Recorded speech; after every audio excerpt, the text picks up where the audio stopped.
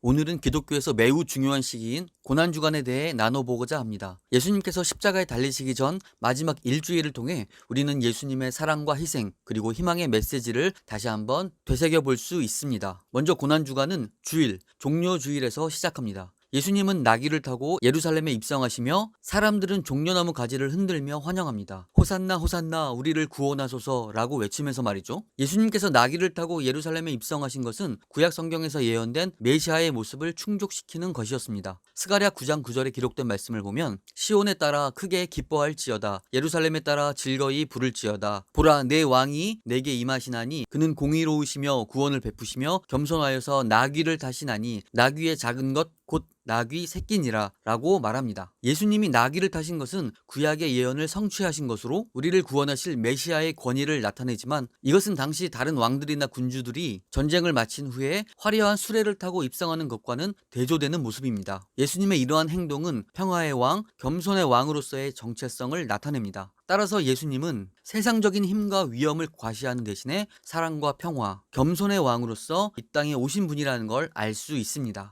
다음 날 월요일이죠. 예수님은 예루살렘 성전을 정화하십니다. 성전이 기도의 장소로서 본연의 모습을 잃어가고 있음을 지적하시며 그곳에서 장사를 하던 상인들을 쫓아내십니다. 예수님께서는 내 집은 만민이 기도하는 집이라 칭함을 받으리라고 하지 아니하였느냐? 너희는 강도의 소굴을 만들었도다 라고 말씀하셨습니다. 이는 성전이 하나님과의 교제를 위한 곳임을 상기시키는 강력한 메시지였습니다. 이 사건은 당시 성전에서의 장사를 통해 짭짤한 수입을 올리고 있던 종교 지도자들의 분노를 샀습니다. 그러나 동시에 많은 평범한 사람들과 어린이들은 예수님을 찬양하며 그분의 가르침을 받아들였습니다. 화요일에는 예수님께서 성전에서 가르치시고 다가올 사건들에 대해 예언하십니다. 성전에서 가르치실 때는 다양한 비유를 통한 말씀과 교훈을 전하셨습니다. 이날 예수님은 무화과 나무의 비유, 결혼잔치의 비유, 세상 나라들의 심판에 대한 비유 등을 포함해 여러 비유를 말씀하셨습니다. 종교 지도자들과의 대화도 많이 하셨죠. 당시의 제사장들, 서기관들, 바리새인들과의 대화에서 여러 질문을 받으셨습니다. 이들은 예수님을 시험하려고 다양한 질문을 던졌지만 예수님은 지혜롭게 대답하시며 그들의 위선을 드러내셨습니다. 수요일은 성경에서 특별히 언급되지 않지만